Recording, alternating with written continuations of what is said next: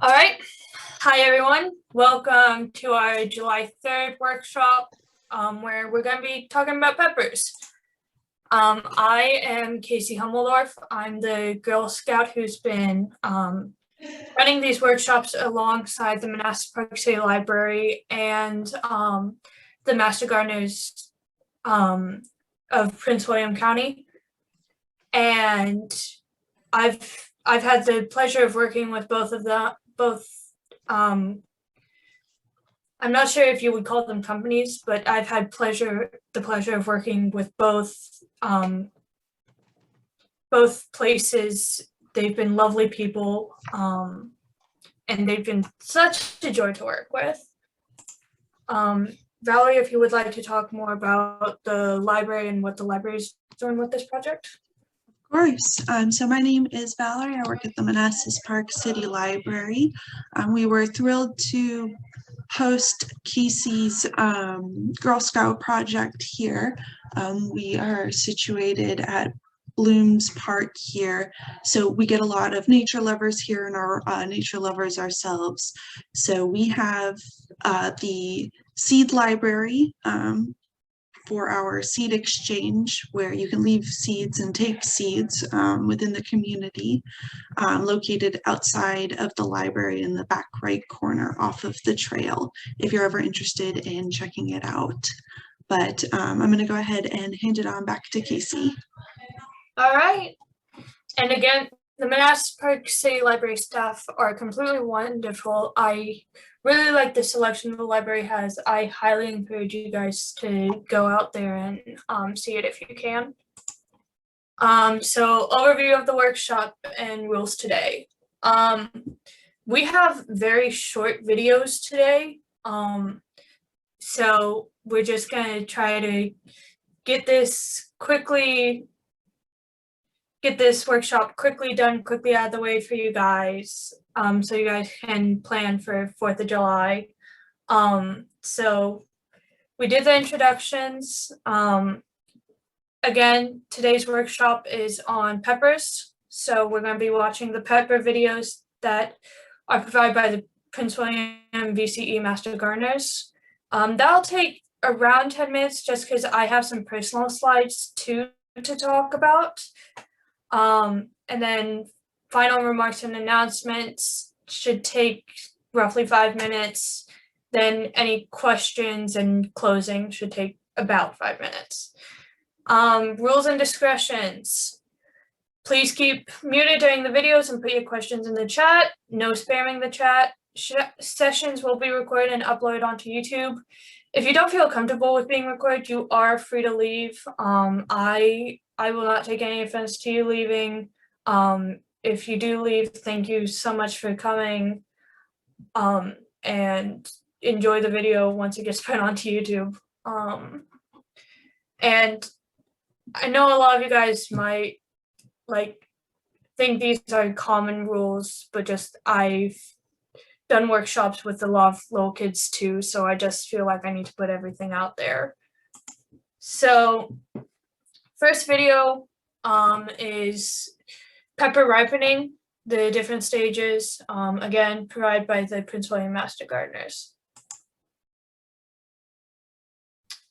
If it'll load.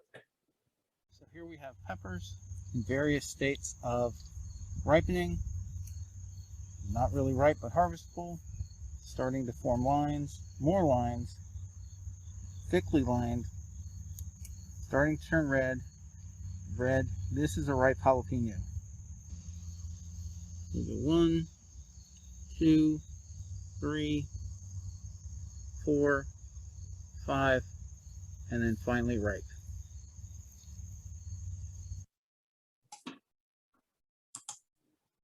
So here we have pepper. All right, like I said, really quick videos today. The other 2 videos that we have are also as long as that one. So just keep in mind that pepper ripening is not a day-night process. It won't happen just overnight. It can take peppers anywhere from 2 to 4 weeks to fully ripen. And that's just with the smaller peppers like what was on the video. With larger peppers, it can take even longer. So just don't harvest them too early, as the video stated. Although you might not be doing it for money reasons, the video did state that it's why red, yellow, orange peppers are more expensive than the green ones, just because it takes so much more time to grow and it just has so much more flavor with it. Okay, and now what's wrong with my pepper?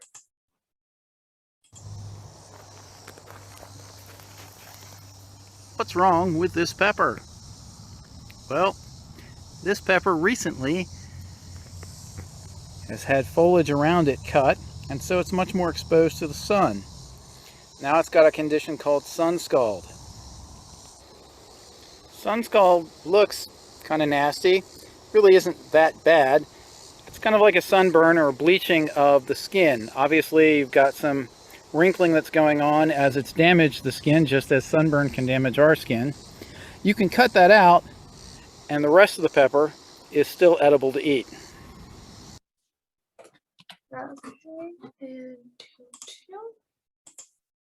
So here we've opened up a pepper with Sunscald, and Sunscald on the back. Again, when you remove that damaged flesh, you've got otherwise perfectly good flesh to eat. Nothing diseased, pretty standard on the inside. So again, if you get Sunscald, and this is true of tomatoes or peppers or eggplant, you can just cut away the weakened part, the wrinkly flesh, and the rest of the fruit should be fine. Okay. So here, there we go. So, again, sun scalding, as it was stated in the video, is when you cut off or trim too much foliage to where the sun is on the produce a lot longer and a lot harder than it should be. The leaves and foliage act like a shade for the plant, for the produce. And then with different types of food, sun scalding will look different. So like with peppers and tomatoes, it looks sort of white, it looks bleached. But with eggplant, it looks more of brown just because of the color, the skin color of the eggplant. With apples, again, it can be mistaken for mold, although it's a bit lighter than what decomposing for apples looks like. And then sometimes if the produce is left out in the sun for a long enough period of time, it'll actually start to have little burn marks and little rotting marks. Again, just to get rid of the sun scalding, let your foliage grow, let your foliage from the plants grow, and just cut away any part that has been affected by the sun. The rest should be perfectly fine, perfectly edible, and yeah, perfectly good for cooking. So on to our announcements for today. The recyclable container gardening starter kits, those are starting to run low. We only have 2 left at the Manassas Park City Library. So it contains 3 toilet paper rolls, 3 miniature milk cartons, and enough dirt to make roughly a gallon of it. It also contains instructions on how to make recyclable pots, as well as flyers for our future classes. These are limited to first come, first serve, and again, we are down to 2. And with seeding season starting, where people are starting to harvest their seeds, plants are starting to produce the seeds, we aren't going to restock it till sometime next year. So Q&A in closing. Thank you all for coming to our 9th gardening workshop. I know it was a short one, but thank you for coming anyways. If you have any questions, please put them in the chat. Any questions that we can't answer, you can always email the Master Gardener Horticultural Help Desk. The email is put up on your screen now. The next gardening workshop is going to be small fruits for the home garden, and it is going to be on July 17th. Valerie, if you have any final remarks, you can go ahead. And if anyone has any questions, I will be monitoring the chat right now. No, Casey, I have nothing else here. So thank you guys so much for joining us today.